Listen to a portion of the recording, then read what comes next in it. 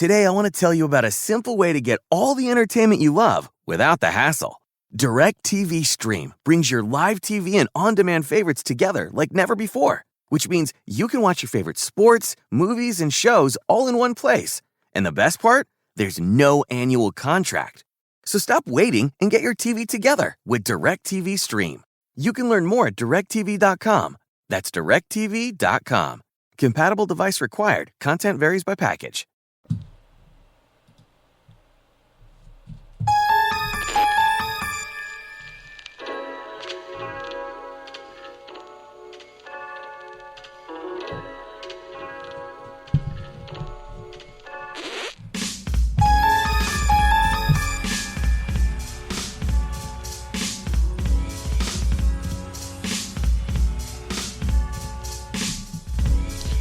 And yes, we're on time. Adjacent. Like 30 seconds late. It's all good, though. I mean, we pretty much were just getting ready to pass like 10, 15 minutes. So we technically are on time. We're on time. Sometimes you got to enter in dramatically late. Or 30 seconds late. Whatever. We're here. That's the point. 242 episodes. Vastly approaching our 5-year anniversary of Touchdowns and Tangents. Jesus.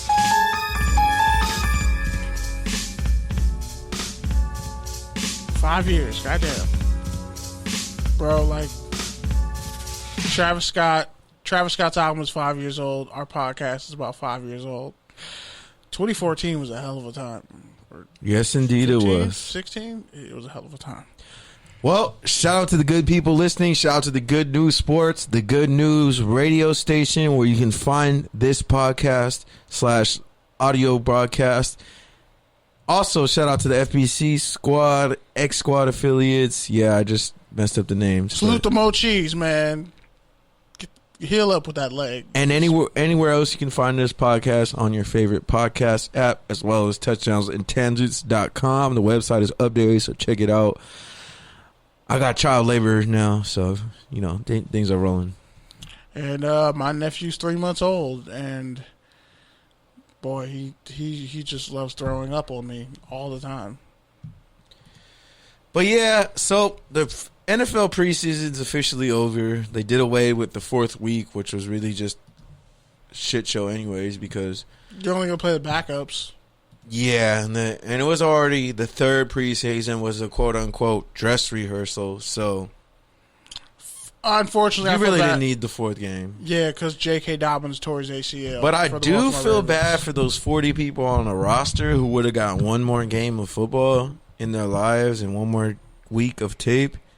I do feel bad for them. I feel bad for everybody who got cut before Tim Tebow. Good Lord. Did somebody just knock on the door? Yes, they did. So I guess I'm going to go get it. All right. I guess I'm going to stall. So, with J.K. Dobbins tore his ACL, the running back for the Baltimore Ravens. Yes, and if your fantasy draft was 2 weeks ago, then you're probably fucked. Exactly. My fantasy draft was actually last night, and I got a D+. So shout out to Yahoo Sports trying to catch my fade, because how the fuck you give me a D+? Like, you couldn't even just give me a D or a C. You had to throw in a plus just to make me feel almost average. Like, damn. That's not average. You got 62%. I know. But they threw in the plus just to make me feel like I was almost on par. Like, that was the most insulting part, was that they didn't even just give me a D. They gave me a D+. I would have been happier with a D-. They gave you a D+ where you really got a 62%, but you're I'm telling you, all I did today, 62 to a 65. All I did today was watch that Zeke reel, where he's like, just patience. I literally just watched that on repeat. I love my haters, man. Rank me the bottom of the league. Let's see where I finish, because I've been at the top of the rankings before and gotten B's and finished last. So, have you ever actually won your league? Not since I was like in second grade. You played fantasy football in the second grade? Dog, I told you. I just sent you a video of me doing sports talk casually as a fucking sophomore, bro. I've been doing this sophomore year for a minute. Yeah. That's before you found a new black barbers existed? Why are you hating on the flat top, bro? Bro, I want a flat top. That shit looked like fucking putty, like clay putty. Like, Gumby. Okay. Like, it wasn't even the Gumby. Like, you tried to get the Gumby, but, like, you didn't realize you were supposed to fade out the sides. So you just got one big-ass, like, part in the top of your head, which looked kind of cool because of how your head shaped. Bro, my head was my big-ass head and my shitty camera skills. You tapered the back, my head wasn't even in the frame, so you couldn't even get a real glimpse of it. You used a fucking Polaroid camera, like all the cameras that black families take at people's graduations, but they never get the fucking film developed. Hi, Mom. Anyways, point is, week 1 is around the corner. We got like this weird, awkward bye week, so it's a good time to talk about what's coming up with this season. We got a cool guest calling in, talk about quarterbacks, friend of the show, Crissy. And then Kenny's got a bunch of college football news because college football has officially started. Boise State and UCF playing right now. 100-yard pick six. A 2.5-hour rain delay in Orlando. And it felt like a year and a half off of football. Like, it's just so many games got canceled. The SEC has like they've adopted the forfeit policy if you don't have enough people to dress. That's crazy. The NBA is literally telling people who aren't vaccinated to not even come to games. Aren't those the Nets and the Nets and the Knicks? They have to get the Johnson & Johnson vaccination, or they can't play. Allegedly, that's what I heard. Allegedly. Yeah, teams that play in California or New York, or teams that are visiting those teams, if you're not vaccinated, you can't get into the arena because they require vaccination to get in the arena. Every fan, every player has to be, every staff member has to be vaccinated. So it's pretty much the same thing for players. I don't know. We'll see how it goes. I think, as many people have said it throughout the week, it's essentially the NFL and NBA requiring vaccinations without requiring vaccinations. Because really, it just comes down to money. They can't afford to lose any more games. Pretty much. I mean, we'll talk about it a little bit later, but like even the stuff that the NFL is doing with social justice. Don't even start on that shit. I'm tired. Shout out to Kendrick. I'm tired. I missed all these overnight activists. It just feels like they're really trying to do anything to make their fan base less white and less old. And racist? Yeah, pretty much. I'm going to say this. If you think... But then that's your core base, so you're going to piss those people off again after they just stopped being pissed off about Kaepernick. So white people are not the core base of the NFL. I don't really know what the NFL's doing. White people are not the core base of the NFL. They are. Without all the black players, it's literally just we're going back But to the audience the old days. is conservative, male, and white. Because guess what? Well, they're catering the most social of those people experience. watch local fucking TV. Okay, bro, you can watch football anywhere, right? Adjacent, Were you not watching football today at your brother's game? Adjacent, yeah. So you're telling me someone call it football? So would you, adjacent, 8-man, it has more structure, but you're telling me that the audience for high school football is white males? Because think about it. High school, college, pros, all those same people still watch all those. No, but it's different because you're talking about watching it on TV, which TV is usually watched by people who don't work. Or do work. No, the demographics of people who watch TV are, for cable, is predominantly black Americans. Yeah. Local broadcast is a lot of old white people. And that's just because, like, the middle of the country where there's fucking hard to get broadband, guess what they get? Over-the-air TV. Okay, so who's the audience for even college football? Even now, like, it's hard to get on-the-air TV out here, so... I don't even watch on-air TV. Twitter? I guess. They don't even have games on... They haven't even had games on Twitter anymore. I miss when they had games on Twitter. Streaming? It was live. Well, they're bringing back the NFL on... Amazon Prime. Nickelodeon, so... Oh, yeah. I still haven't watched that, but I'll check it out. But I'm saying there's so many different ways to watch the sport that the audience is the audience is everyone who has streaming, who streams.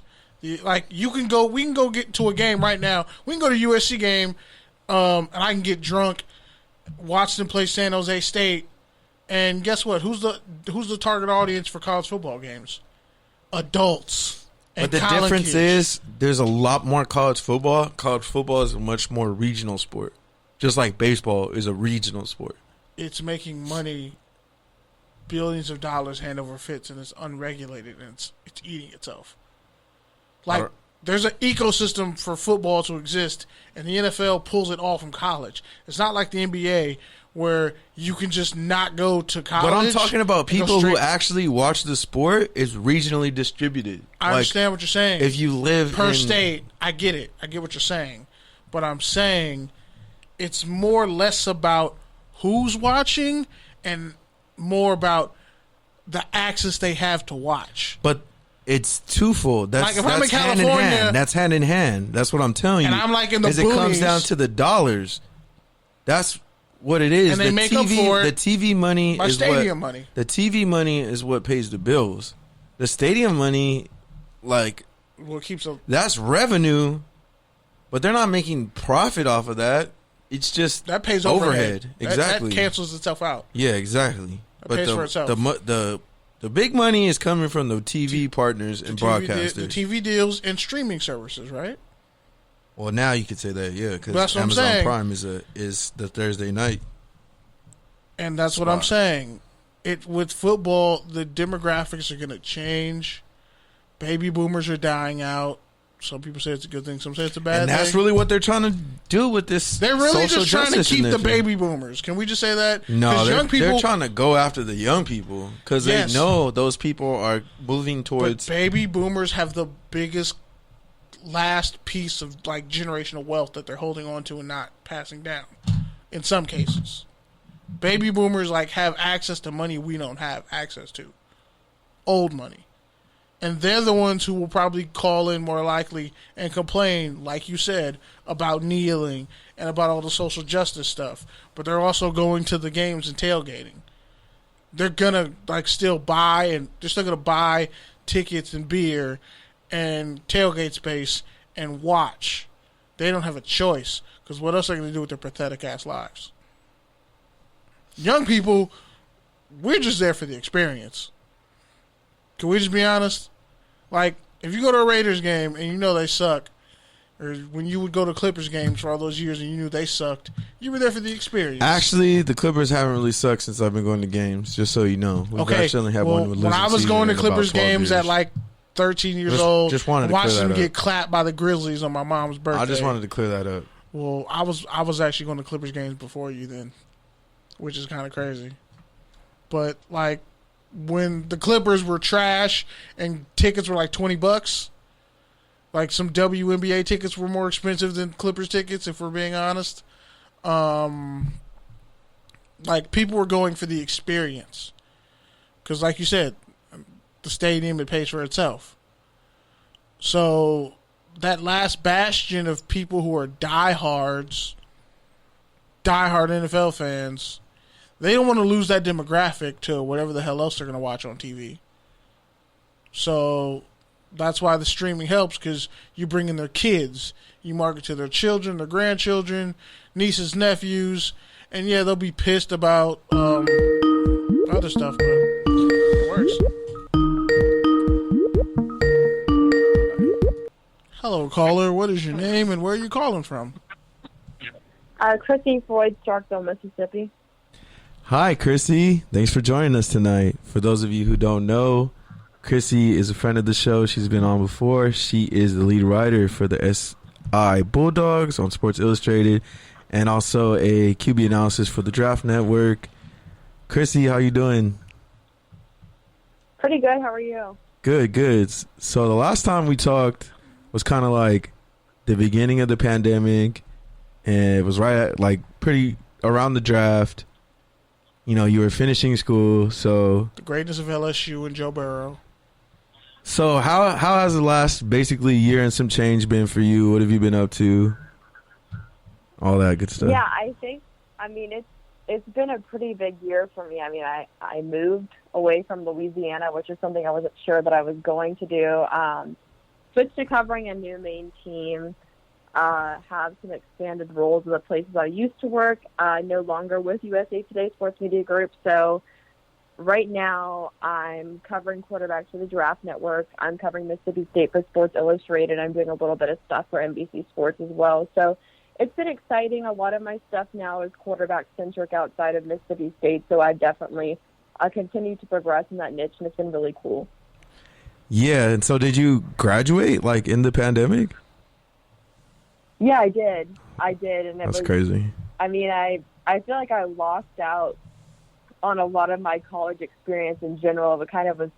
Because you were grinding, and then you were ready for it, and then it was all taken away. Yeah, I put in a lot of work to transfer to LSU, and I spent way less time actually on the campus than I did sitting in my apartment room doing classes online. So, I mean, it didn't exactly go the way that I planned it to, and I'm pretty happy that it's over, to be honest. All right, so with that, there's a big game between a team out here on our side of the country and a team that you used to cover. So I've been talking to people and Bruins fan because I'm a Bruin fan adjacent. No, you're definitely a Bruins fan. And UCLA is really excited for this game for whatever reason. They blew out Hawaii. They think they can win. What would that loss to LSU mean? Fred Ogeron. Yeah, I mean, I feel like LSU is obviously favored to win just because it is LSU. But at the same time, I think that UCLA has put together a respectable team on both sides of the ball. And the thing about LSU is that there's a lot of the right pieces in place, but none of it's proven. And LSU is also coming off of the relocation, all the scatterbrainness, I guess, of Hurricane Ida hitting and all the having to relocate and stuff like that. So, I mean, I think that it's a winnable game for UCLA. I don't think that they do it, but I mean, the point spread I was looking at earlier had LSU favored by like less than 3 points. Yeah. So that tells you that people are looking for this one to be close. Yep. So I mean, I wouldn't be surprised if it is. I'd be surprised if it goes either way. I think LSU has the edge. I think they have a better talent overall. But I mean, I can certainly see why UCLA thinks that it has a chance. I think they said last week was Chip's first out-of-conference win. What, 3 years? Since Oregon. That's wild. And when you look at LSU, I mean, obviously the defense kind of speaks for itself. They did lose to Jabril Cox. They lost some leftovers from that national title team, but they still have arguably two of the best corners in the country. But, you know, their receiver, you know, Keyshawn, I think it's Boot. I always get those. Boutte. He had like 300-plus yards receiving, 3 touchdowns against Ole Miss. Like, people were totally – it feels like they're not even talking about him.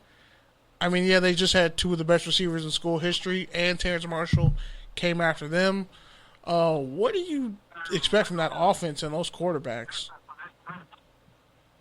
Yeah, I think that LSU has the most stacked quarterback room that it's seen in a very, very long time. We've entered a new era of recruiting as far as quarterbacks go at LSU because of what Joe Burrow was able to do. And I thought that this room was absolutely stacked. I was never really a big Miles Brennan fan for multiple reasons, but I think that Garrett Nussmeier has the highest ceiling in that room. I think that's something that's really come to light throughout fall camp. I like a lot of what Max Johnson does. I think that it speaks volumes the way that he was able to come in, thrown into the fire in the midst of a COVID season, and then he goes and takes over against number 6 ranked Florida, leads his team to a victory in the middle of the densest fog I've ever seen at a game I've covered. I don't think they could even see what they were doing down there. And then he comes back and beats Ole Miss at home. And so I think that he showed good leadership ability. I think that he showed a solid foundation as a passer. I think there's some room to improve there, but I also think what he brings from a mobility aspect and that kind of thing is really good. And I think that he has some of the best spin moves that I've ever seen from a quarterback. And so I'm really excited about that guy. I listed him as my Heisman long shot. I don't think he's going to win it, but as far as long shots go, he's my favorite. So, I mean, I think that LSU has a really good quarterback room. And then as far as the wide receiver thing you were saying, maybe it just takes a little while for people to warm up to another one because LSU constantly reloads at wide receiver, and this is a guy that we haven't really seen a lot. Like, we haven't seen him the same way that we saw Jamar Chase and Justin Jefferson. So I think that he's getting a little bit of recognition now, and it's just going to grow over the season, and maybe if he continues the way he has been by the end of the season, he won't be so, I guess, unknown anymore. Yeah, speaking of Ole Miss, obviously Mississippi, no, that state's, at least recently, between the personalities you have with, with Leach and Kiffin and that air raid, like, they're going to be putting up some points, but what's a realistic, outlook for Mississippi State this year? Yeah, I mean, I think that with having a full off season to rep an offense that is based on repetition and execution, I think it helps a lot. I think talent-wise, I would like them to be just a little bit farther, but I think that, I think that when you look at both sides of the ball, we have a lot of guys who are underrated. I think that this wide receiving core between Austin Williams, Jaden Wally, Mekhi Polk, guys like that is really well-rounded and a lot more versatile than people give it credit for. I've heard several times from the coaches that you're going to see around 8 receivers take the field this year, and that's the thing about the air raid is that the concept of it is not we have this standout receiver. So it's not like let's just take an example. Let's look at the Titans and say, oh, we have A.J. Brown as our number one guy. Just Julio Jones, that's another story. But anyway, so let's say A.J. Brown's our number one guy. So we're always throwing to him. He has way more yards than every other receiver. That's not how it works in the air raid.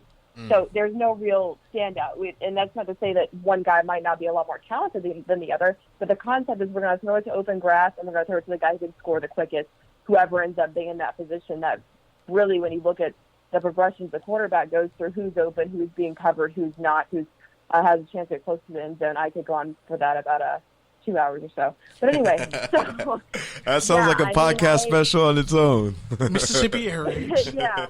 So I think that they have a really well-rounded wide receiving core. Could have gone off for a long time about that. But so they have that. They have one of the best secondaries, if not the best secondary in college football. I think they have a much improved offensive line. I think that they have a superior pass rush, and that we're going to see really emerge. I think that Brandon Ruiz is a very good kicker that they have on special teams.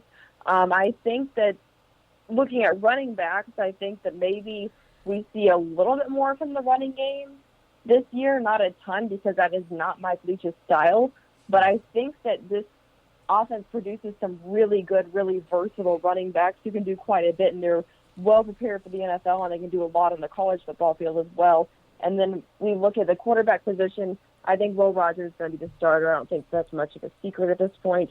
So it's a matter of whether or not he can level up within this offense. I think he's shown some good things. I'm not quite sold on him yet. I think I ranked him number 8 in the quarterback rankings today when I updated them. But, yeah, I think that there's a lot of emerging talent, still a very young team, but with a little bit of experience under the belt and some normalcy kind of returning. So I slated them to go 9-3. We'll see what happens. Yeah, I figured around between 7 and 9 wins. But I think the real issue, at least long term, how do you see them functioning as a mid-level to trying to get to an elite program with Texas and Oklahoma coming to the Big 12? SEC. SEC. Yeah, leaving the Big 12 coming to SEC. I think that is kind of something that's from a recruiting standpoint, and the more success you have, the better you're going to recruit, and that's just kind of how it works with everything. That's why Alabama always lands the best players, because they've been winning for so long, and it's why LSU is now recruiting quarterbacks, because they had Joe Burrow. It's a trend thing, and these are young guys making decisions on stuff like that. So, I think in the long term, if you keep Mike Leach there, every single place that he has been has elevated, and these are not just programs that are programs that are already good. I'm talking places like Iowa Wesleyan that you've never really heard of, that they basically had to leave the school because football was starting to become too big of a deal because they had elevated the program that much. I think Iowa Wesleyan, they still run the air raid, and I think that they have the number 7 passing offense in the country, and that's a school that no one looks at ever.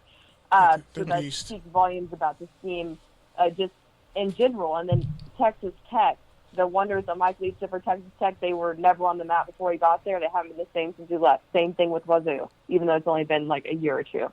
So, I mean, I think that, like Steve Spurrier Jr. said after practice to us one day, the best thing that Mississippi State has going for it is Mike Leach's track record, and I have full trust in his ability to just really take this program to new heights. Yeah, and so you talked a little bit about the conference realignment and stuff, and I know that you follow the conference as a whole. So did that change how you look at the conference, how you cover it? Because, you know, over here we kind of just look at the SEC as this big bully, and now the bully got bigger. So I'm just curious, like, what was that like coming from where you're at? Yeah, I mean, I think there were mixed opinions on it. There seems to be this big thing going around how a lot of fans and people think that Texas is soft, which I think is a little bit weird for blasting a cannon through Joe Burrow's jersey. I didn't like that. I thought it was very dumb. But anyway, outside of that, I think that Oklahoma is a really interesting school to have in here, and obviously I'm a big air raid person, and so they have Lincoln Riley there, who is on the coaching tree. I'm on the air raid nearly the same way that Mike Leach does, but it's something that's going to be really fun for me to watch, especially I know they're not in the SEC right now, but having a quarterback who's supposed to be the number one overall is a fun thing too. And so, just to bring everything kind of full circle, you know, you were at the Senior Bowl with us. You covered these guys from 2 years ago. You know, you've been covering quarterbacks since then. So, who's your breakout quarterback in the NFL this year? Whether it's a first or, you know, second year player, you know, who do you really see as maybe the surprise player that people aren't talking about? I mean, I don't really, I guess, as far as if you want to go really deep, I don't think that he's going to get the chances he deserves, but I've been on Anthony Gordon for a long, long time. I think that he has one of the best releases in the NFL, and I think that he's someone who's shown, even in the little blips that we've seen of him in the preseason, that he absolutely deserves a chance. But this, I don't want to call it politics. I don't know what the right word for it is, but it's like guys get drafted so high and then guys get drafted so low and then guys go undrafted, and there's kind of this. It's like a status. That follows them around. Yeah. So I almost feel like a class system. He's going to just continuously be overlooked, and I would hope not. I hope that he isn't, but I think that he absolutely has what it takes to get a chance. And the other thing, too, is that he ran the air raid at Wazoo, and a lot of people, like I said, another 2-hour conversation I could have, but a lot of people don't realize how much the air raid demands of a quarterback and how much they actually command the offense themselves and make their own calls in some situations, which is why it's so hilarious to me after I learned the offense. Like, people are like, oh, this is a system quarterback because he played in the air raid. And I'm like, that guy's played way more intelligent than half these others because of what was demanded of him. So Anthony Gordon, that's a guy that I would like to see do well. I'm not sure that he will, just because of the circumstances. And then as far as, I mean, just rookies go, this is certainly not an overlooked or an underrated guy, but I had Zach Wilson ahead of Trevor Lawrence, and I caught quite a bit of flack for it until everybody else jumped on the bandwagon after I did it first and, you know, caught all the heat for it and everything, and then people wanted to act like they thought that that's what they were thinking originally, which really I said it first, but whatever. Yeah, it's all right. So for the record, you're setting the record straight here. Based on the preseason alone, which you can only judge so much for preseason, I thought that Zach Wilson was better than Trevor Lawrence. I think that a lot of people think that too, but I don't think a lot of people have said it. And I'm very excited to watch those two go out and play regular season games because, I mean, I have nothing against Trevor Lawrence. Like I said, it was separated by a hair, but people chose to make it into a big deal. So I think that Zach Wilson still has the edge, and I'm very much looking forward to him continuing to prove that whenever we start this regular season schedule off. All right, Crissy. Well, thank you for joining us, staying up with us, calling in. We appreciate it. As always, awesome stuff. Do you want to just let the people know what you got coming up, what you're working on, where they can find you? Yeah, so I'm actually starting some new quarterback-based betting content at NBC Sports. Hey. It's really fun, really interesting and new because I've never, if you follow my work, I've never really been big in on betting games. So this was kind of a different journey for me, but it's been fun to kind of do something new because I haven't done something new in a long time when it comes to this industry.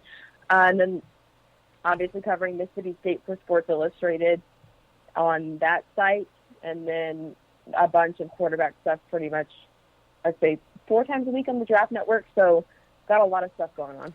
So is it like DFS stuff or like prop bets?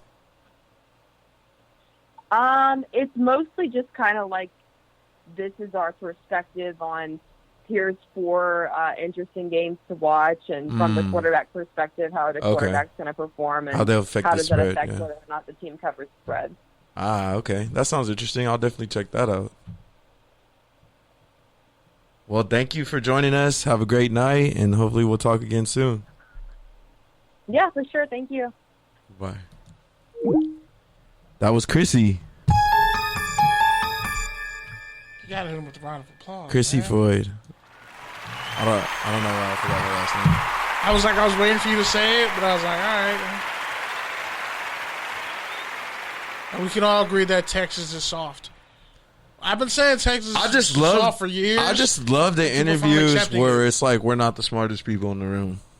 Like, I just love those interviews. Like, it just makes me feel like it's like, oh, there's I learned else. some people learn something like, oh, there's actually other people who actually like watch football. I'm just glad there's somebody else out there who agrees that like Mike Leach is a offensive football wizard and elevates programs, even though he's like kind of kooky and allegedly racist, but mostly just kooky as fuck. Like, totally, like, you would invite him to a dinner and he would say something weird that would piss everybody off, but he would like win half the room back. He's one of those things. And yeah, LSU, the fact that there's Brad Johnson's son, got there, and he looks like a vocal leader. He looks like he might be the guy, honestly, long term. Like, so with that, I guess we segue to college football. But if LSU really does lose to UCLA, yeah, that's a fireable offense. I don't know about that. Charbonnet, yeah, it is. It's a fireable. Didn't they drop an out of conference game last year? Doesn't matter. LSU's not supposed to lose to UCLA in football. Ever. All I know is the UCLA fans I was talking to were like, they're just hoping for if he wins this one, they'll be like, finally, Chip Kelly, you finally did something for us. It'll be the most impactful game in UCLA football history since Carr Durrell beat the dog shit out of Oklahoma. What about those like fluke years? 3 UCLA wins over USC in that time? It don't matter because Jim. Don't matter. What did Jim Moore do? That's literally all he did. That's literally all he did. And lose to Texas every year. And a bunch of draft busts. Get clapped by a bunch of draft busts. A bunch. A lot of draft busts. But yeah, you look at it and you Shout out to Kenny Clark. Wow, what? Colton Miller. Kenny Clark is like an all-pro. That's what I'm saying. They're the only 2 that weren't buzzed. Colton Miller, it's too early. He's a Pro Bowl. Pro Bowler. He was? Yeah. Wow. And he's got a second contract. Damn. And he's got a second contract. He was a 10 pick. He's doing a lot better than Rosen, who he was traded for. Rosen never got a fair shake. That's not Rosen was the 10, which was pick. the Raiders' original pick, and they moved down and took Miller. So I still would have took Derwin James. I would have took Tremont Edwards personally, but Edmonds. Miller was better than both of us thought. Edmonds was. They could have got Miller later in the draft. Is what I'm saying. All right, move on with your college football spot. I'm sorry about the Raiders and their shitty drafting, which is why they're $5 million over the cap. But whatever. Okay, so on to college football. So it's back in full swing. There's HBCU games that happened this past week. I think they played them on NFL Network, but definitely, and they're on ESPN, so definitely check those out, man. Like, a lot, especially Aqeel Glass out of Alabama A&M, I want to say. Dude threw like 7 touchdowns in a game, like in the spring. Not even like 7? 7 touchdowns. So, like, cats can play.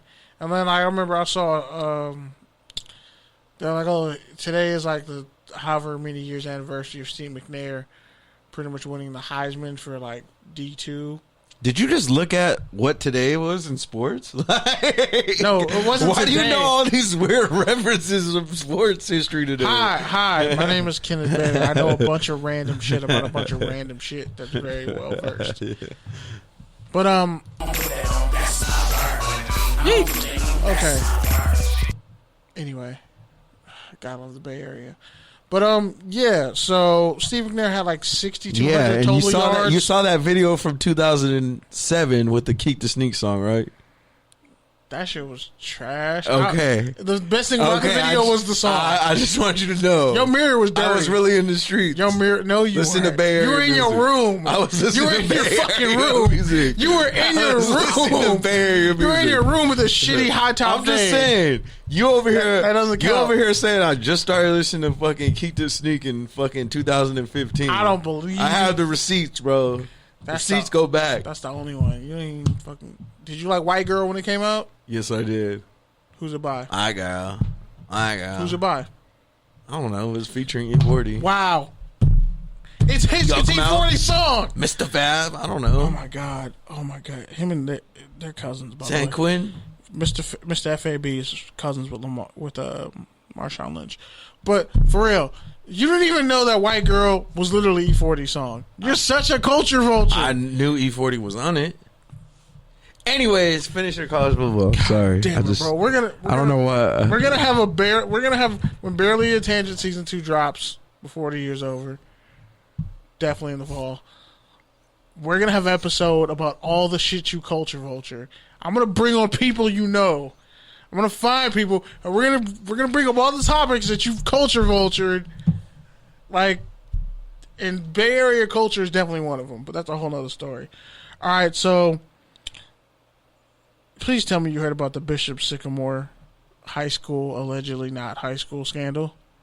I definitely did. The memes, the Trillion Williams, I think that's his last name. Well, we know somebody at ESPN doesn't watch high school football. Somebody's about to lose their job. By the way, I'm available if you need like a social media person. How y'all lose to an AAF statistician. team?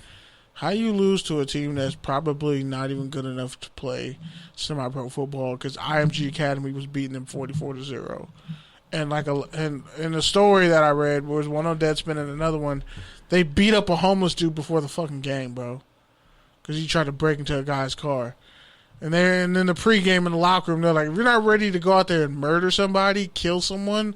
Don't just stay. The coach is like, just stay inside. Like, fam, the coach probably had a felony. I don't know how the hell y'all talking like that. Like the coach allegedly. Well, they said one of the was arrested players. and they found another one. They said one of the players was like some receiver dude who had already gotten like kicked off his high school team because he lied about having like 7 offers and there was nothing in any database anywhere. There's like a bunch And he of was on JUCO the guys, team. a bunch of JUCO guys who are washed out playing on the team. I'm talking about cats who are probably around our age or possibly younger, definitely younger. They should have Right. played the Harlem Globetrotters. in Like if football. Gridiron Gang, the Globetrotters would have if beat them. Gridiron Gang was a real movie, That's what and The they Rock were. filled that team, that's what they would be. That's Gridiron Gang brought to real life. If like that was the thing. I'm just like, yo, fam. They had the Any Given Sunday jerseys on, the all blacks with the white trim. It kind of looks sick, and then they got And then the they got cheeks their clapped ass beat by some kids. by some kids who transferred to like an academy school to where they only focus on football and don't ever go to class. Apparently, All right. like, but shout out to these other schools in other states where like football they treat it like you get room and board, and it's actually a job. Where in California, JUCO kids go hungry and get their dreams crushed. Wow. Yeah, That was dark. yeah. Did you not watch the last football Play version of? just play in the Sun Belt or the Mountain West, bro. If you can. or just you don't go have to go to go to the JUCO. Big West. Go to the Big West, bro. Big West Go doesn't play- have team. Big West Football doesn't have a anymore. football team. Yes, they do.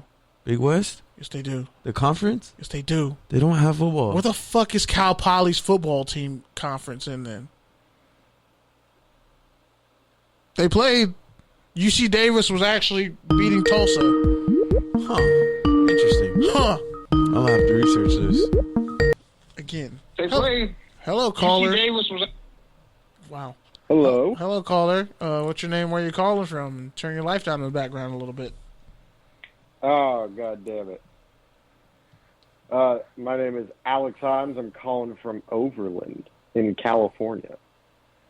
Nice. Are there any? Wow. Are there any? Do you want to give us your full cross streets? am I going to give the full rundown? I am one of the hosts of Courtside Radio on the beautiful Good News Radio Network. Sorry, brand recognition. Wait. Hold on. Wait. We've had like 50 to like 100 guests on, and Alex Hymes is the first one to introduce himself, man. Congrats to you. Shalom, everyone. Shalom, my brother.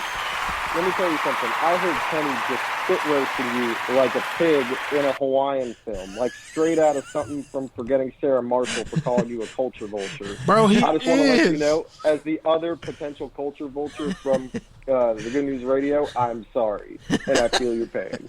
I feel like Hymes listened to E40 before you did. I'm pretty sure he knew that White Girl was a song about cocaine, and that I E40, knew that song was about E40. cocaine. Okay, as long as you...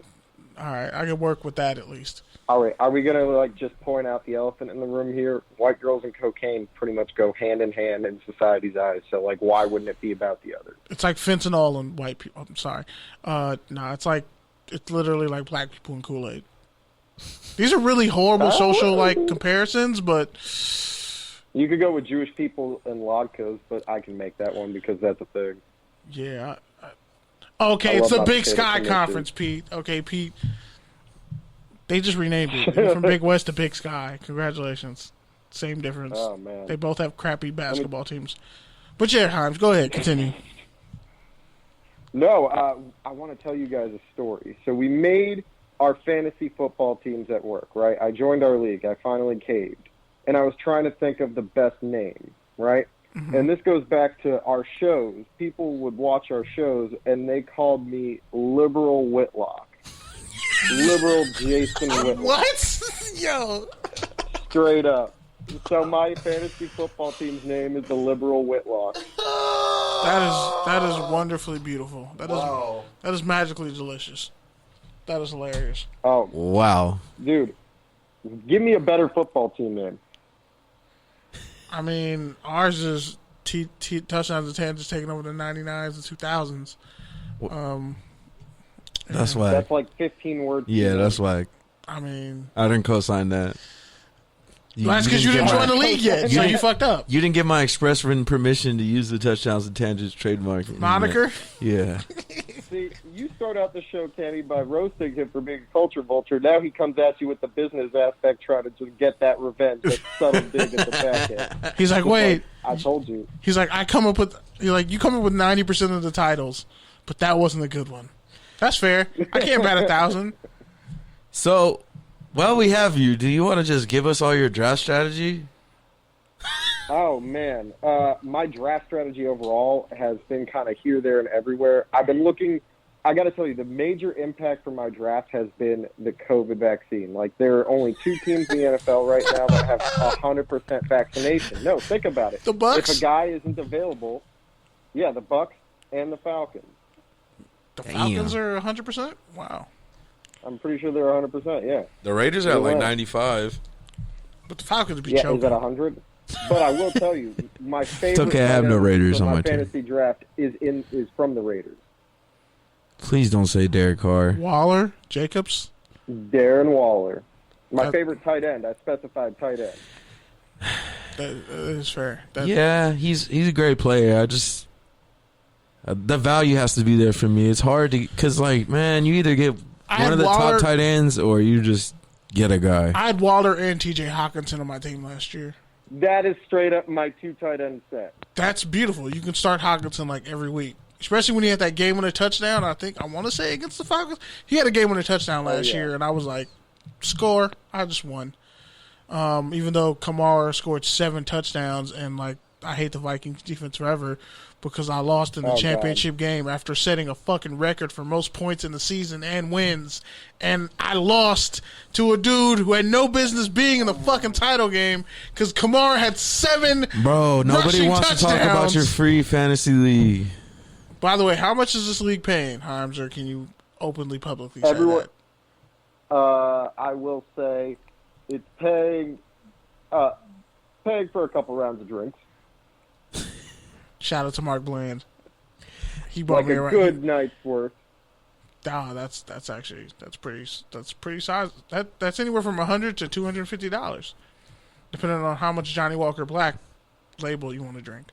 And you mentioned the COVID vaccine. Do you think it's fair that they're making unvaccinated players go through so much, like not being able to go out with a team, not being able to visit family during the bye week, like all that sort of stuff? It's a business, man. Look, if we as a country are currently trying to get other people to get vaccinated, period, right? Yeah. What makes you think that a private establishment, from just a purely business perspective, my 2 cents, an asset and liabilities. Yep. Yes, and my 2 cents comes from the fact that I'm a business major, so like that's really where my focus is going to be. Yeah, the NFL can do it, and to be quite frank, I don't have an issue with it because it then causes players to actually do more research into it, as opposed to just believing the media belief or whatever they're reading on Facebook or their grandma's texting them, right? Yeah. Like at the end of the day, if people want to think they have a tracking device in it, look at your phone. The government knows exactly what porn you watch, where you're going, when you're going, and how you're going about it. So, they probably actually market what porn they think you should watch. Now that you think about it, like you're just 100%. Randomly scrolling. You're scrolling through anything, and just random shit pops up. That's probably the agent who's like assigned to your case file, who's just like encouraging you to like watch certain shit. Now that's creepy. Wait, I'll tell you this much. I can explain this just very briefly in 10 seconds. Everything that you search is basically broken down into this thing called metadata. Companies buy metadata to then figure out how to advertise to the end consumer. And Facebook and other companies can sell your profile to them so they can understand it, which means when you go on your news feed and you see advertisements that are eerily similar to what you thought about, it's because you've looked at something and they're gathering a pattern of what your research is to better market to you.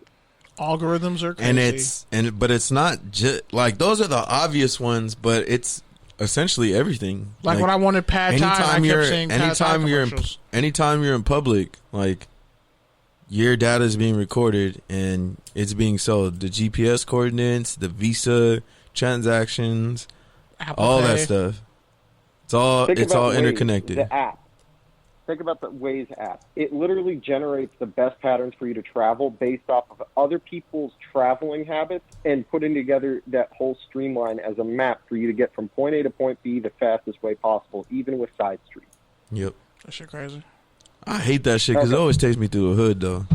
I don't know where you're going through, man. Turn left on this alley. Bro, you live in the west side of LA. You could go 2 miles and be in... I'm trying to... The hood part of downtown LA? Yeah, I was trying to think of There's a hood-ass part of downtown LA. I was going to say a politically correct term of... Once you get close to the Staples Center, depending on which way you go, it's kind of shaky. Kenny, look what you did. You already made it. You made the vulture culture comment, and now Pete's like going, "Oh man, what do I say for this comment?" He's doing it, bro. He does it. He just knows a little. He knows a little bit of information, and he's like, "I'm back in the game." All right. It's like we're just all shooting dice, and he's been fucking rolling snake eyes the past 4 times, and right before he's about to lose all his money, he rolls a 7. Was on the 3rd time. Yep, he rolls a 7. He's like, "All right, I'm back in it." I'm like, fam, 7. Okay, bro. And he's like, "Hey, blowing the dice." That's what he tells the weekend I learned how to spades. You swear like I came in here trying to play spades with you. You didn't even know I learned how to play spades. Did I even tell you that? Do you know how to play spades? I just learned like 6 months ago. Then you don't know how to play spades. Exactly. But I'm not saying I do. Wait. You just said you do. No. You just said you learned how to play spades. I learned how to play, not Who good. taught you how to play? Some dude who was in jail. Is he black? He's like mixed. Whoa, I don't know, what does man. that matter, bro? It kind of matters. Who He was in teaches you jail. Spades. Like, because it matters who taught him how to play spades. He learned it in jail. No, I'm not saying that. I'm saying, why does it matter what type of person he is in jail? Because I don't know just a random Mexican dude who can play spades. Why not? That doesn't exist. That's a unicorn. That's not a unicorn, bro. Bro, black people are known for playing spades. What are you talking about? This is like a cultural thing. Actually, I lied. That dude's not mixed. He's Mexican. He gets mad because everyone thinks he's mixed, but he's actually just Mexican. Yeah. So I found you a random Mexican guy who knows how to play spades. He's Norteños? Because, I mean, like, the northern, like, Mexicans pretty much kick with black people all day, every day. Nah, he's Southern is a little bit different. He's a Jehovah's. Yeah. Okay, he's a Jehovah's Witness. You should have said that. This is a prisoner that was a Jehovah's Witness. That's a Mexican dude that taught you how to play spades. That's like a plot line to a Netflix show. I could just finish writing that tonight. Like, we could just get a miniseries going. Point is, you think that when I learn things, I just come in here and be like, "Oh, I'm an expert on this," but it's not true. I mean, if the guy is from Mexico, I have the perfect name for the show. All Mexico. Oh my God, that's a great idea for a show. We should just have fucking athletes on and play spades with them. Yeah, and then they tell you how bad your spades playing is, and interview them. They're like, but that's like the equivalent to all the smoke, just without the smoke. Except, I mean, there probably would be smoke, or the hot, or the we didn't get punked by that hot wing show without the wings. Hot ones? We could have wings too. We could have wings and spades. Definitely. Probably it'll be hood Chinese and spades.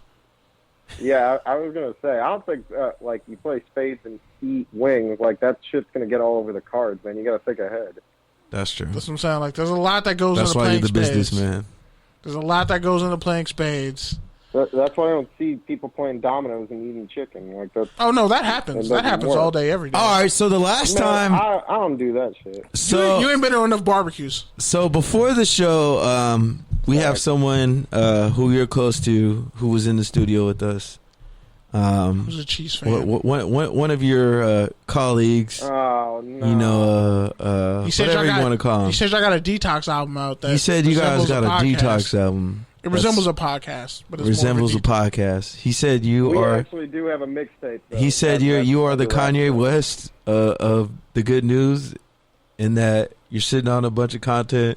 So we just want to know when is the world gonna see this Don't At Me content? When you gonna drop Tiana Taylor's album? Oh the man, right version? Michael's trying to blow me up right now. Put me on blast via this is like the equivalent of getting a summons. This is what happens when you introduce yourself on our show. We Chris Hansen you. Don't worry, everybody else on the good news. We don't do this to everyone. Congratulations, you played yourself.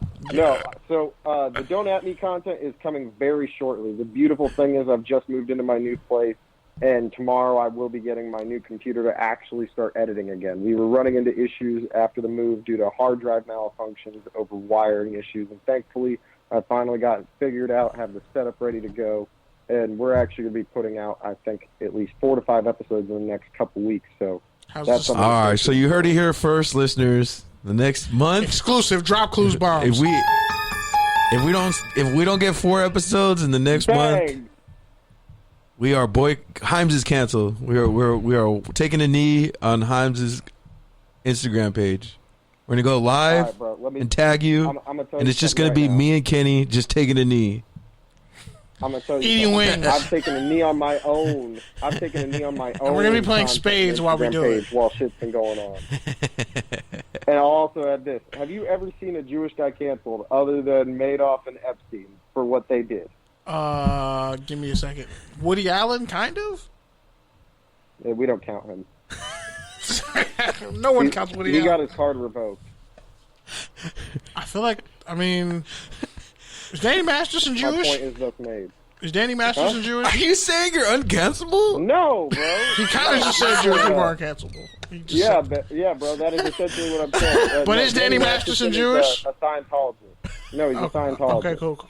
I thought he was Jewish and then came out as a Scientologist. I was just confused by him and 3 other people on that show became Scientologists. It creeped me the fuck out. Bro, just because he is a Jew, bro, doesn't mean he's automatically in the fam. He's definitely not a tribesman. He convinced me with the shag. I thought he had it, and then it came out like, oh no, he's a creep. And then he got that weird mustache afterwards, and I was just like, okay, he's not. Now you look like a creep that would drive a white van at night. Like with extra tinted windows. Like, actually, my bad. It'd be a dark gray to black van, and it would have like scuff marks on it and some type of sign, like a plumbing thing on the side. it'd be a Chevy Astro, bro, with two-tone gray colors on the back. A Chevy Astro. All right, Hymes. So real quick, you want me to give you my rundown? I was gonna ask your opinions on Cam Newton. That's what I was gonna ask you about the Patriots. About the Patriots, because we haven't even talked about that yet. We honestly haven't even got to any of our show. We really have. We were talking to me. Hey, man, I'm happy to talk about this. I'm happy to talk about whatever, all the way down to conspiracy theories and why Joe Rogan has taken a pet medication to get over COVID. I was like, no one's gonna point out ivermectin as a fucking horse dewormer. Like, we're just gonna. Somebody put that out. We're gonna look past all that. What are you talking about? Look at every news channel in the United States. It's all over it. Joe Rogan takes ivermectin treating for horses. Yeah, and then they dubbed it down. I'm just like, this is more disturbing than how old boy got murdered on Titans season 3. No spoilers. But yeah, I thought you were. I don't know why. Okay, wait. I'll go to Cam Newton in a sec. But I got to tell you, I thought you were going with Attack on Titan season 3, and I was like, wait a sec, what? And that's an even more fucked up spoiler, and that just might make you lose faith in humanity. How that turned out, but yeah, that's an even bigger spoiler. Dun dun. Dun dun dun. Okay, so Cam Newton. The situation with him was just pretty upfront. Like, you have the behind-the-scenes stuff, which is he didn't want to get the COVID vaccine. He didn't have it. He ended up getting called in to do a test because there was some, activity he was doing outside, questionable. Whatever it may be is how the media portrays it, which is probably just him hanging out with some friends. He didn't want to get the vaccine. Okay, Bill Belichick is not playing around and can run the team however he may. And the beautiful thing for him is that he had another quarterback on the roster that he thought was more than capable to handle the starting role for the New England Patriots. We've seen him do it before with young Tom Brady, where he uses the rushing game to his advantage to take a lot of the weight off of their young quarterback's shoulders. And that's basically the same path that Bill is doing with Mac Jones right now. And I personally don't have an issue with it. I think Mac's going to be more than capable as a starter. I think he's going to surprise a lot of people. I also think that Cam's time with the Patriots was at its near end from the jump. It was more of all right, we'll go into training camp, see how this guy looks, see how Mac looks, and if he's more than capable, all right, then maybe he'll be a backup. This situation with COVID really just tipped it over the edge, where Bill was like, I have an excuse to cut you, and we don't need you.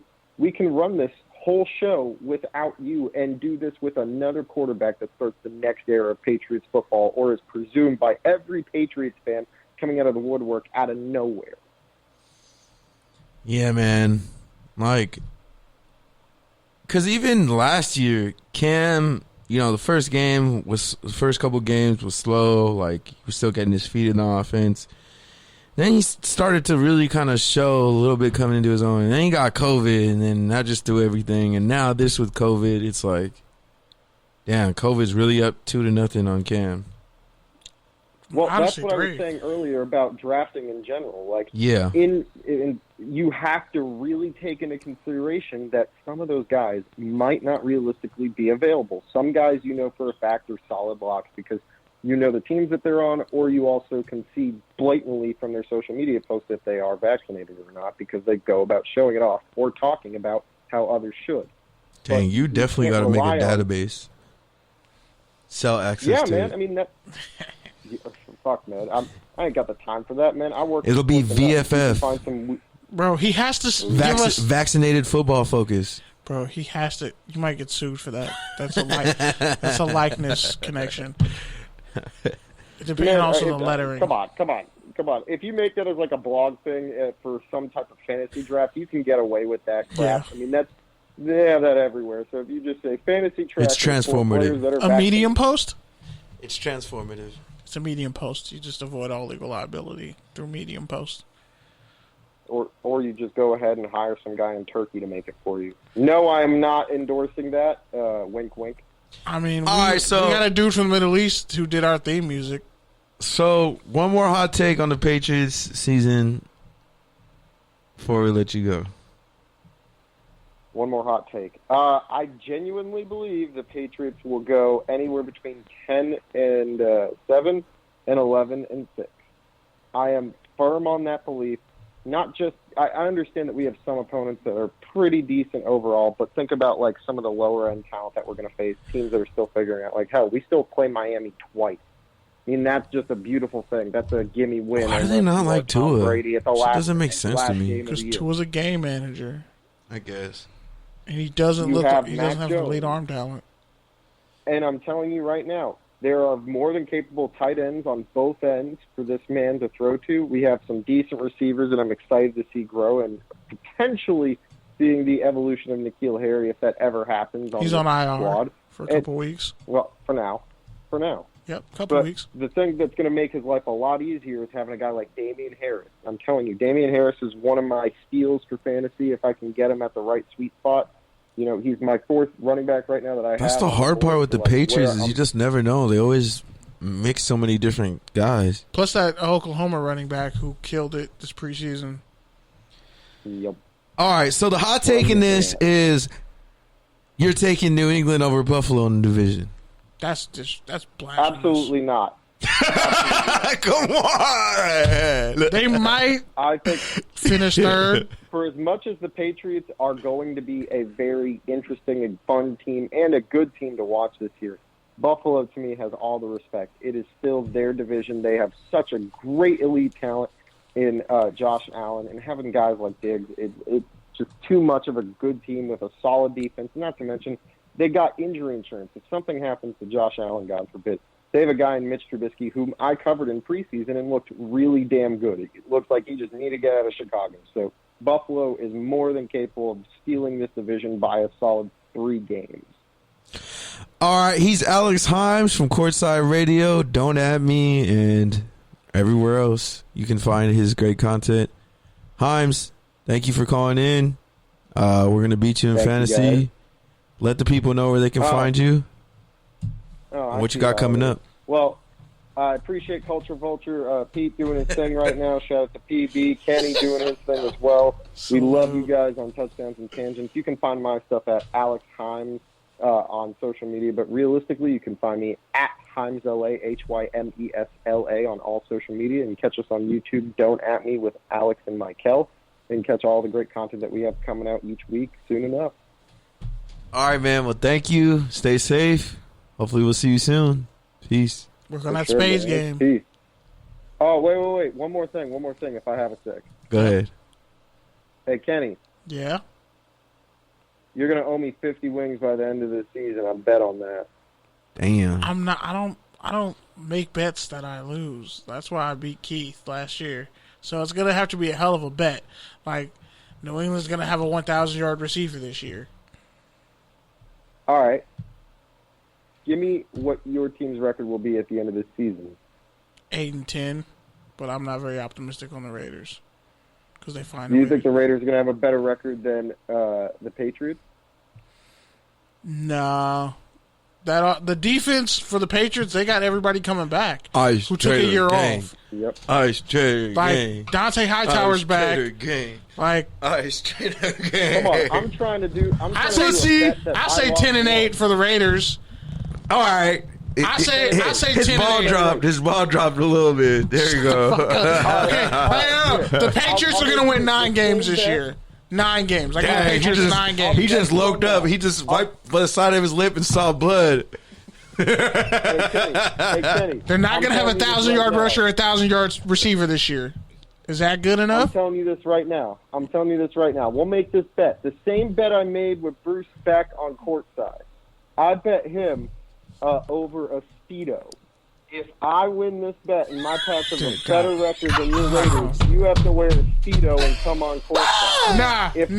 If you win, I wear a Speedo and show up. You got to wear Keith's Reptar costume. I wear a Reptar costume, but I'm not doing a Speedo. I'm not chafing my balls like that. Come on. That's you don't need to chafe your balls, bro. Just put some baby powder and you'll be good. You were an athlete. You know how it goes. I'm not a Speedo guy. Not a Speedo guy. Neither am I, but I did it. Come on. Nah, man, you enjoyed that shit. Stop lying. Everybody was in here like, he really enjoys being in a Speedo. Like, how Hymes, you can put your clothes back on. Nah, it's cool. The motherfucker walked outside like he was fucking sunbathing.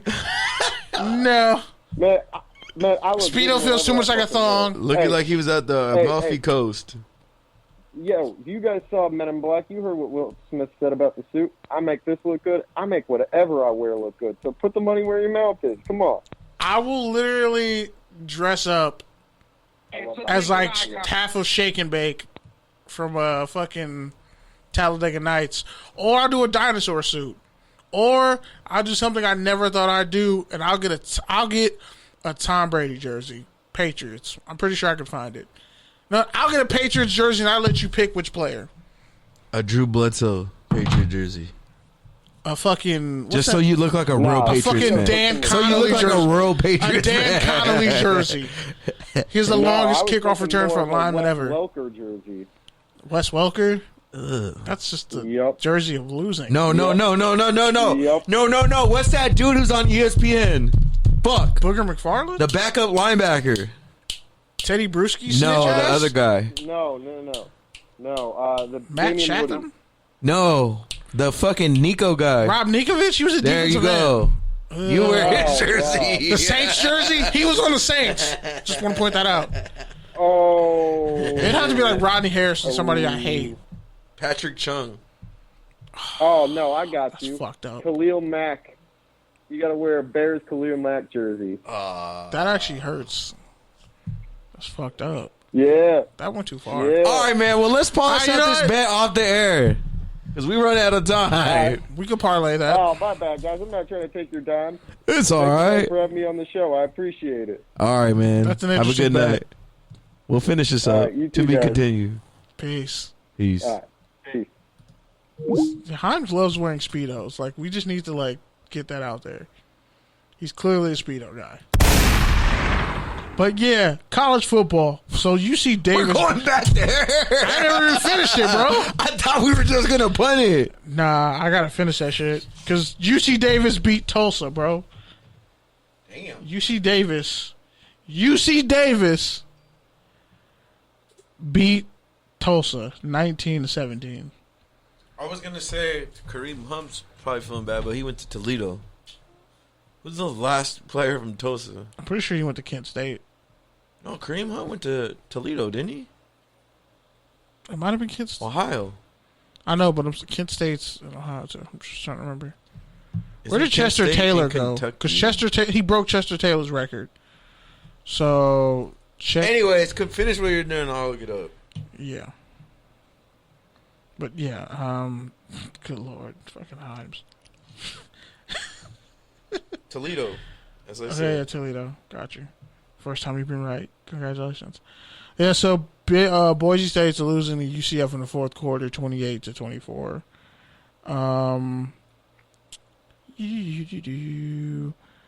Yeah, HBCU football. Big 12 is focused on expanding with Cincinnati, BYU, Houston, and UCF. Shedeur Sanders, the son of Deion Sanders, and the Jacksonville State QB, who will be eligible to play in the this fall. He signed a NIL deal with Beats headphones. Quinn Ewers, the high school junior and number one player in the country, who decided to reaffirm his status as a class of 2021 recruit. He signed a $1.4 million deal with the athlete autograph giant GTSM. He's an early enrollee at Ohio State, and he signed a $1.4 million deal with an athlete autograph signing company. Pete, I'm going to say it again.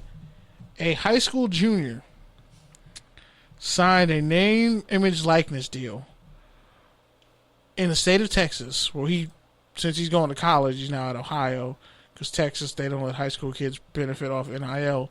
But he, name, image, likeness, before he ever takes a snap, before, he'll probably get redshirted this year, because C.J. Stroud is the starter for Ohio State, so he's going to get redshirted, or gray-shirted possibly.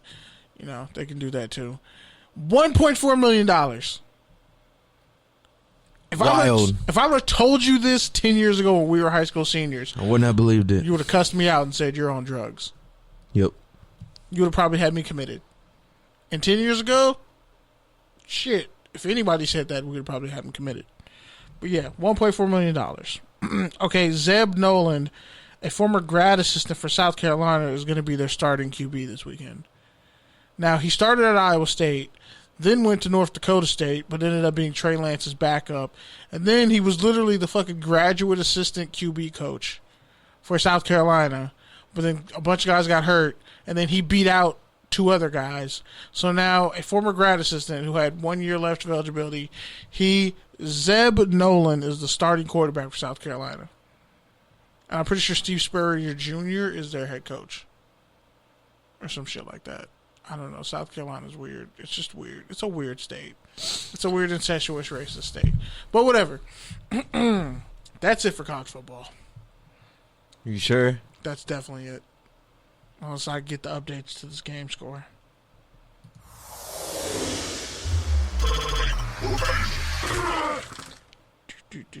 All right.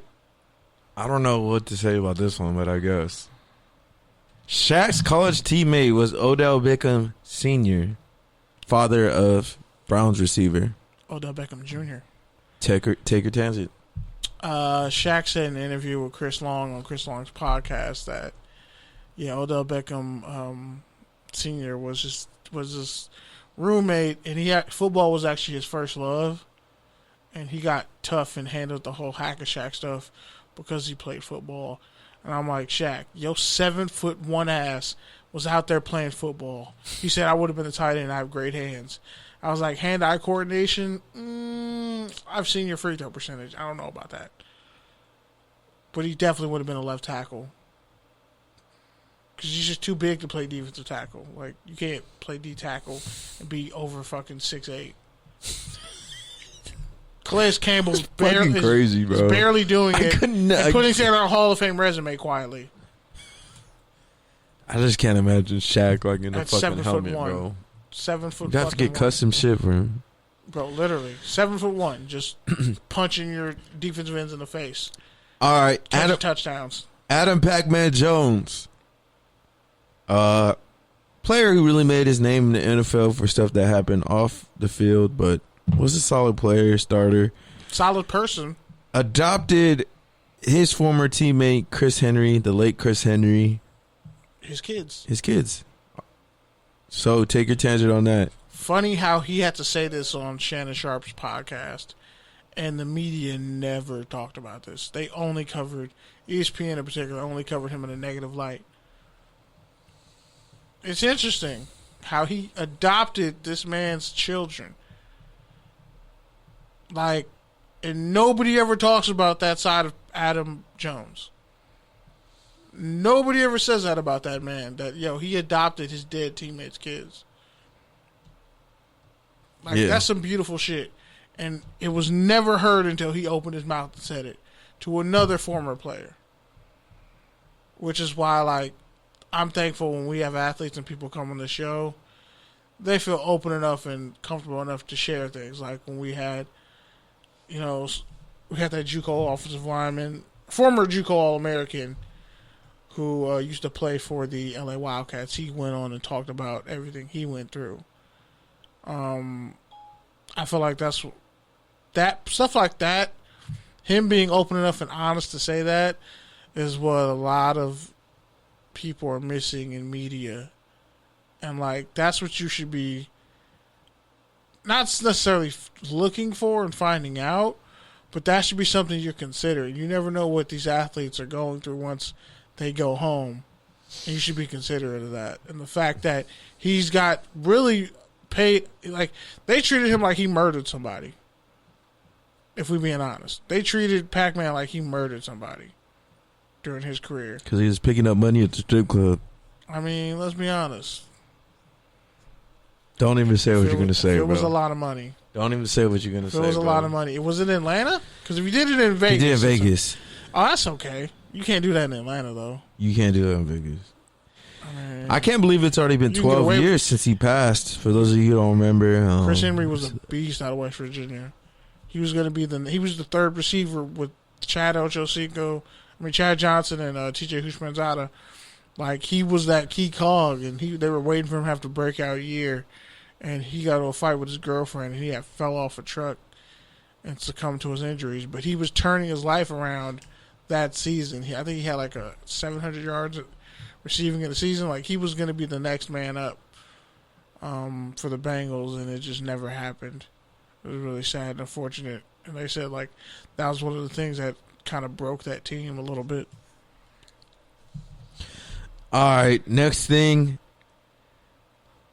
Shout out to Jerome Casey. Retires after 10 years and 5 Pro Bowls.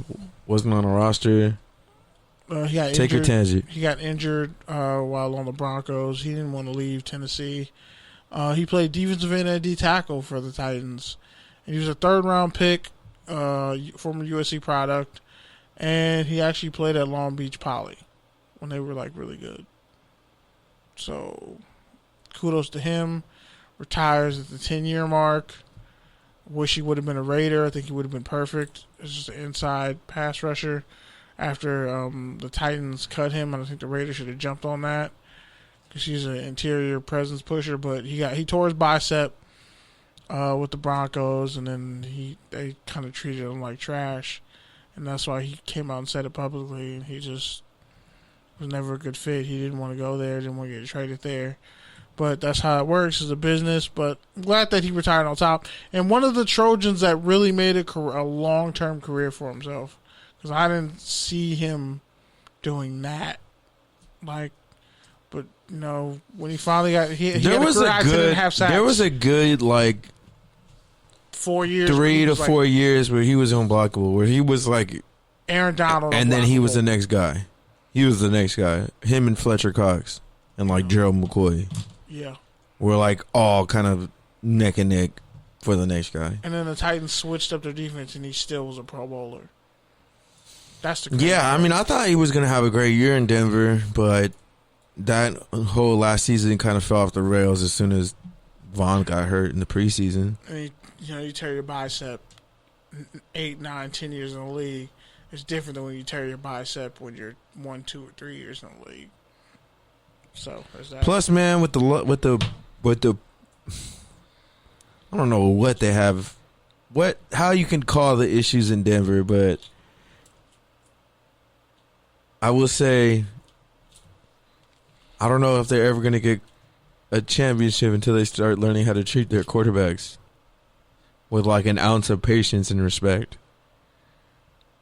Exactly, because I would have started Drew Lock. All right, well, they did the same thing to fucking Lynch. Paxton Lynch should have never been drafted that high. He was a bust everywhere else. He should have went back to Memphis for his senior year, but whatever.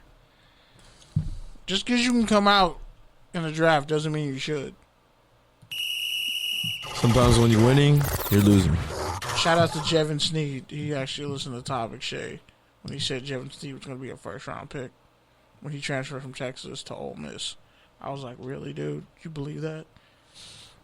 All right. Touchdown or turnover, national championship forward and former Baylor Bear, Mark Vital, investigating their Jags. Oh, wait, sorry. I had to accidentally delete some. So pretty much, national champion forward and former Baylor Bear Mark Vital makes the Seahawks practice squad. He's 6'5", 250. Hasn't played football since middle school. Touchdown or turnover. And you said he plays edge? He's going to play tight end. Oh, tight end. Well, I think if there's any position that you can do that, it's probably tight end. And it's probably on that team. So we'll see what happens. Mm-hmm. All right. What's the next one? The next one's messed up, too. Michael Irvin and Tim Tebow are going to debate Stephen A. Smith on Friday. All right. All these Fridays. How the fuck Stephen A. Smith going to call in on his day off to talk to Max Kellerman on Max Kellerman's last day when you're the reason he's leaving? Okay. sorry. I just had to. Damn. That was some petty coworker shit. You gonna call me from? What did he say? I didn't even see it. He pretty much like giving his kudos and the send off. But it's like, bro, they're making the show about you now, and it's my last day here, and you don't even show up on my last day. Listen, man. The fuck. I'm gonna stand up for this shit, man. Hey, don't break the mic stand, because you know.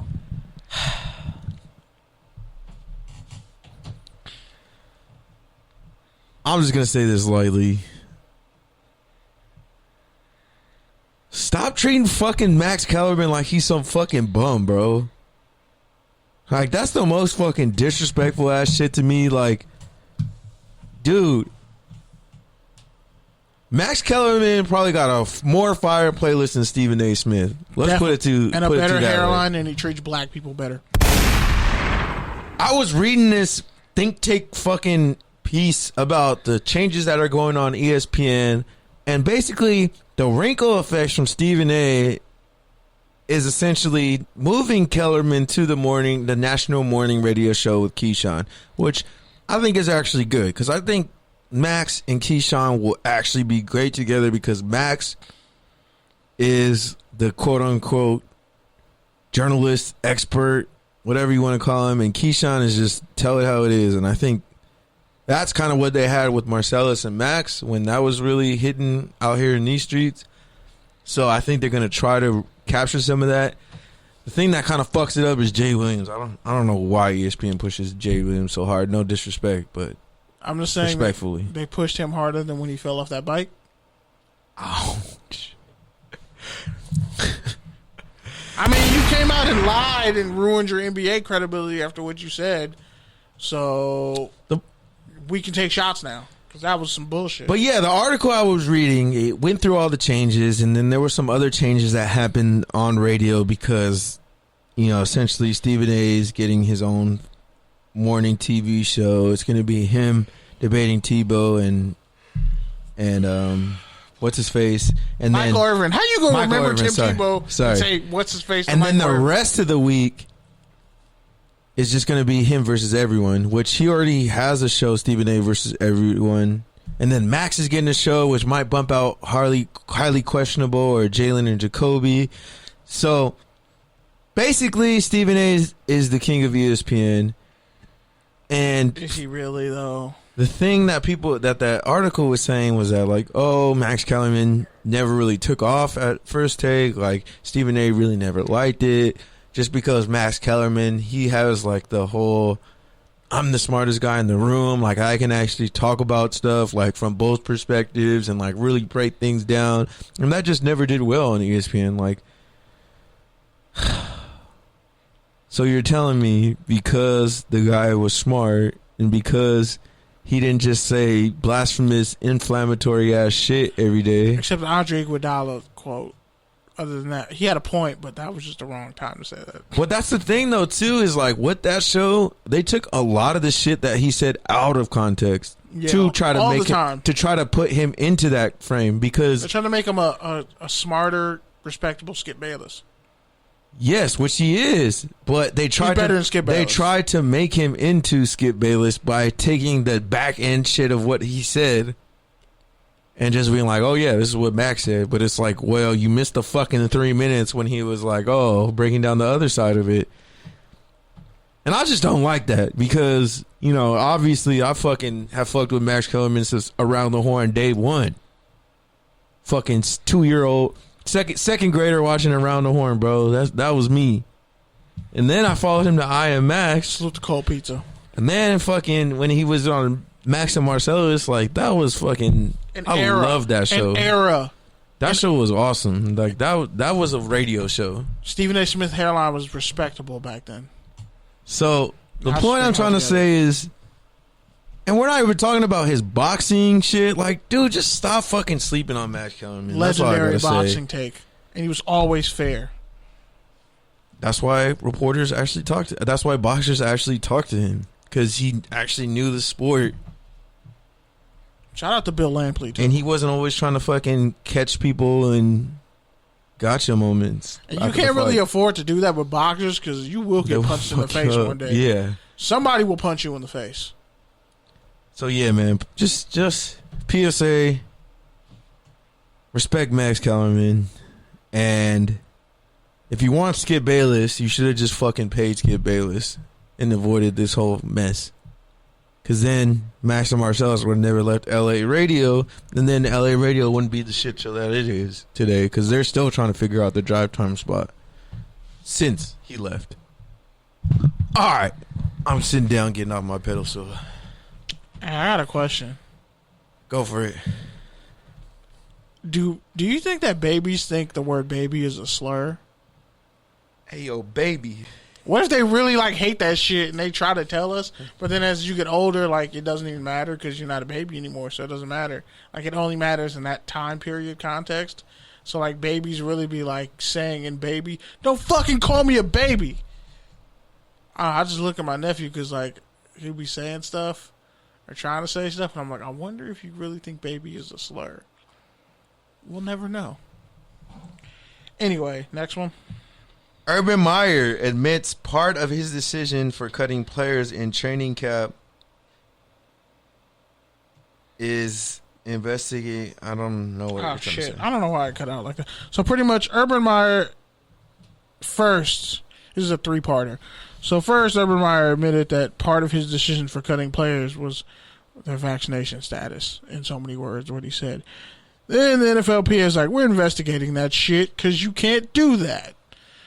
And then the Jaguars came out with obviously, some PR because it's stupid as fuck to admit that to the public, that you would say something like that because, FERPA rights and all types of the rights and just all types of lawsuits you can be open to. We did not, pretty much the statement was like, we didn't cut anybody on the basis of whether they're vaccinated or not. That's not something we do here. So Urban Meyer keeps saying and doing dumb shit to put himself in deeper water. And I told all y'all, I'm talking to the dumbasses who really thought this shit was going to work in Jacksonville. Because when it doesn't work, I'm going to tell you how much of a failure Urban Meyer was as an NFL head coach. Because he's never led a group of men. Because he couldn't lead a group of fucking high school kids and college kids. Because they were all fucking up and making bad decisions. And he enabled all of that. So you really think he's going to be able to lead a bunch of grown men when you couldn't really trust them with your kids. But okay, sure. I think guess what? When fucking Trevor Lawrence, God forbid it, knock on some kind of wood, if he ends up with a fucking a broken collarbone because Urban Meyer doesn't know how to put together a proper offensive line or necessarily a scheme that actually helps out his quarterback who can actually throw the football and is faster than Tim Tebow and can actually, be a focal point of the franchise. When he ends up fucking up Trevor Lawrence and everybody's like, well, damn, the Jaguars are looking for another head coach. Who would be a great fit? Eric Bieniemy, obviously, because he's QB friendly, because we all know Urban Meyer, it won't work. Travis Etienne is already out for the year. So, all I'm saying is, when this whole Urban Meyer fiasco blows up in everybody's faces, Kenneth Frank James Barry fucking told you so before it even happened. Told you so when he left Ohio State for personal reasons. But okay. I think the thing to me that I thought would give it a chance to work was the idea that was being sold, that often gets sold when coaches go off to their, what would you call it? Fucking, what's that thing called? Sabbaticals? When they fire or quit and they take a year off and they're supposedly go through this transformative process of I'm now a different coach. I'm refreshed and I've been studying the game and working my network and doing what I need to do to become a better coach. And it's yeah, definitely you should always be trying to learn and grow. But also, you also just have to stick with who you are and do what you are. And I think in this case, as you mentioned, it's Urban Meyer's returning to what he knows, and that's a dude who just finds a way to slip through the cracks and say things to piss people off. And ultimately, I felt bad for Trevor Lawrence because, again, just showing like it's not just about getting drafted. It's about developing. And it's not just about the pick you go to, but the situation you land in. And unfortunately, you know, if Urban Meyer can't get this ship right, then they're not just going to be looking for a new head coach. They're going to be looking for a new quarterback and a new everything again. And it just seems like Jacksonville is always in that constant rebuilding phase for a wild card game. And yeah, man, shout out to Gardner Minshew. I think got traded to the Eagles. I know, so for a 5th round pick, I think. I like that move for him because if the Hurts thing doesn't work out right away, that's a perfect switch up. The other thing I forgot to say about the earlier point is, why the fuck does, dude, like, ESPN and Michael Irvin have, like, the most toxic relationship ever? Like, how has Michael Irvin literally been on every single network? He has the best agent of all time, bro. I ain't saying nothing. Miami Hurricanes. You got the coca. He got Miami the coca. Hurricanes are out here, bro. He got the coca. Warren Sapp laying low, doing whatever you want to do, but like, yeah. Just that network, just those people behind the scenes, just keep putting him on. And Christ, apparently. So how long until he fucks up again? What's the over/under of Michael Irvin? I don't know, man. People just not gonna give up on Michael Irvin. We gonna give him a year? All I know is if he comes to Steve Smith Sr. again, you better cool it. Does he last a year on first take without getting suspended for saying something stupid? Or I think him and Tebow are gonna get into it about what kind of player Tebow was. I feel like a lot of cats don't fuck with Tebow and they just won't publicly say it because like they're afraid of the blowback. But he was trash. It's cool you believe in God, but you sucked. It's cool you weren't even the realest dude on those Florida teams. Cam Newton said it. Percy Harvin was a freshman taking fly sweeps 80 fucking yards against LSU and not practicing all week, but taking it to the house. Percy Harvin, Hernandez, the Pouncey twins. Like, I can name all the people around Tebow and said, you could have took Matt Leinart and put him on those teams. You could have took a lot of the QBs from a lot of the schools, put them in that offense with all that NFL talent, and they would have still won a national title. All right. So Tebow got all the good juju from those Florida teams. So real quick, we're going to go through some transactions that happened this week and just quickly let me know if it's a touchdown or a turnover. Yeah. Malcolm Butler says he might retire. Touchdown or turnover. Honestly, in his case, it's He a touchdown. just right off, yeah. Like, if you're thinking about it, you probably already want to do it. Facts. And, yeah. Takk McKinley makes the Browns. Yeet! Touchdown.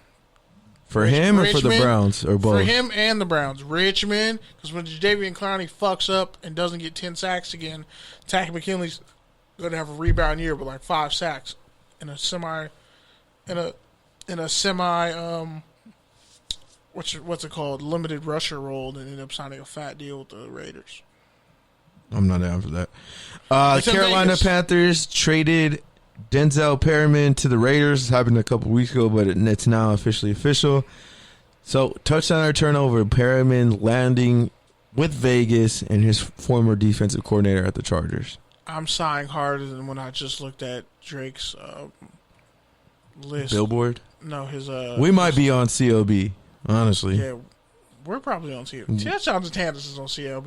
We got an intro. Bro, we got mad quotables. We got a skit. We got mad shit. Exactly. We got mad quotables from all our fucking episodes. Like, our shit's, we're coming up on 5 years. Our shit's kind of legendary. We've had a pretty great fucking run currently to date, and we haven't really got it started yet. But anyway, yeah, I was just kind of, Perriman's been injury prone. He was kind of slow coming out of college on the 4.68 side. Not really a coverage guy.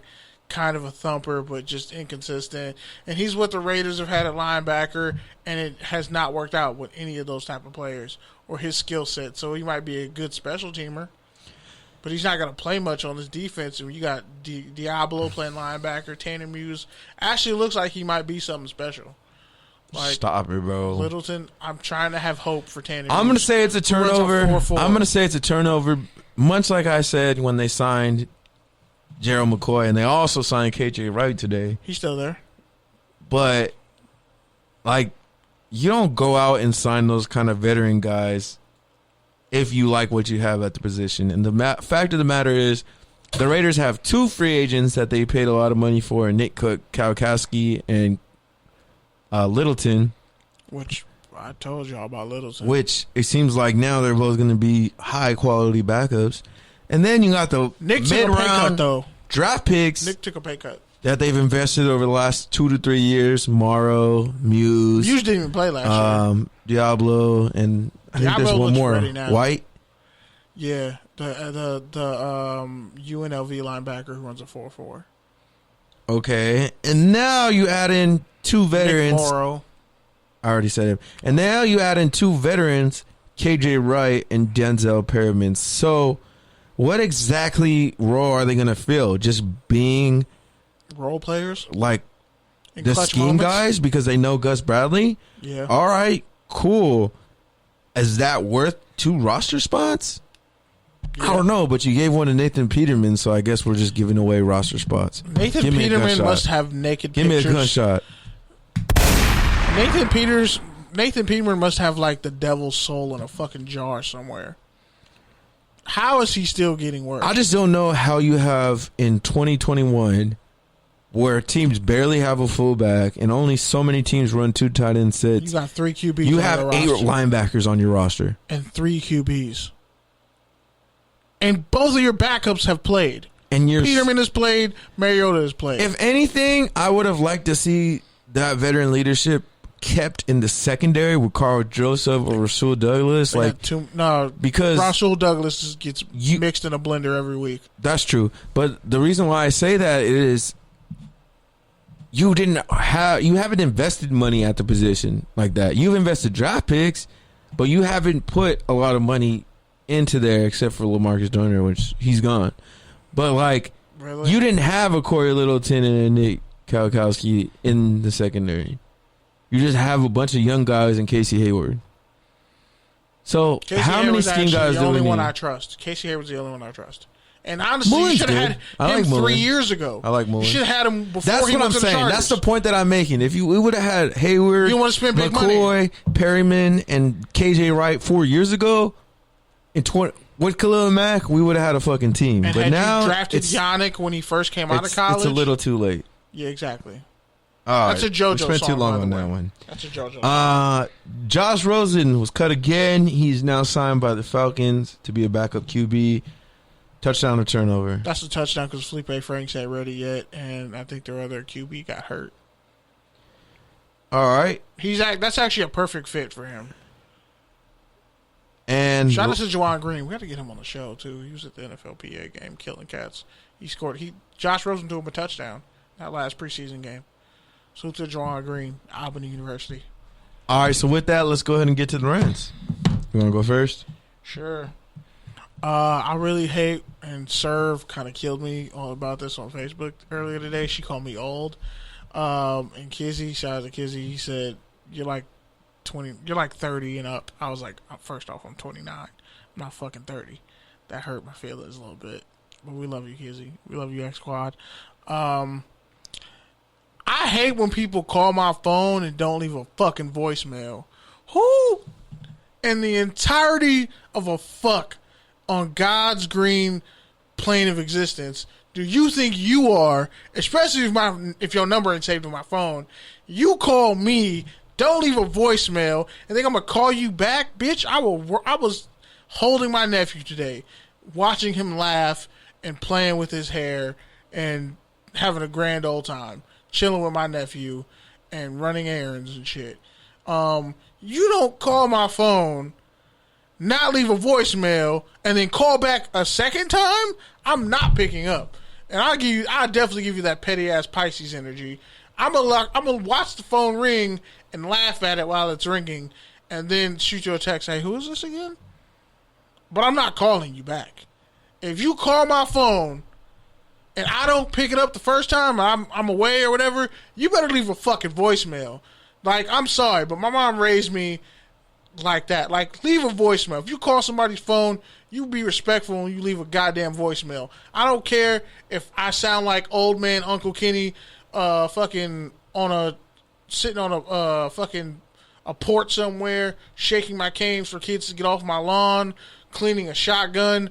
If you call my phone, you leave a voicemail. Because sometimes I don't like talking to people because I run out of social minutes, okay? Shit, it happens. But if you call my phone, you leave a voicemail. And also, I feel like Drake helped leak Kanye's album. Kanye's album, honestly, was like probably his encapsulation of like everything he's been through from like his first album to now. Like, this album explains why Yeezus was trash, if that makes sense. This album explains everything from My Beautiful Dark Twisted Fantasy till right now.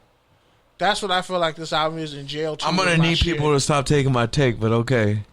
I said that shit before you. No, you did not. I definitely said it. No, you did not. I literally texted you this week in the group chat, bitch. So what are you talking about? You just had this research paper dissertation for Kanye and his whole album. You've been had that in the tuck forever. So I'm gonna just step out the way and let you handle that. And by the way, if you didn't like 808s with Heartbreak when it came out, your ass is fraud. Motherfuckers. Stop acting like you like 808s and Heartbreak when it first came out. Love to point out when I'm wrong, but they love to take my takes when they're right. It's all good, though. No, you know how that feels, right? It's you know how that feels, right? It's all right. I gotta do it. I don't know how your ashy-ass arms feel, though. That's fucked up. It's cold in here. That's why I so much gotta have me in my back. Show. I know you did, piece of shit. Free the cocoa butter. Hey, what if that's I'm gonna just put lotion on my arms right now. Fuck you. My mom's listening to you, Jared. All right.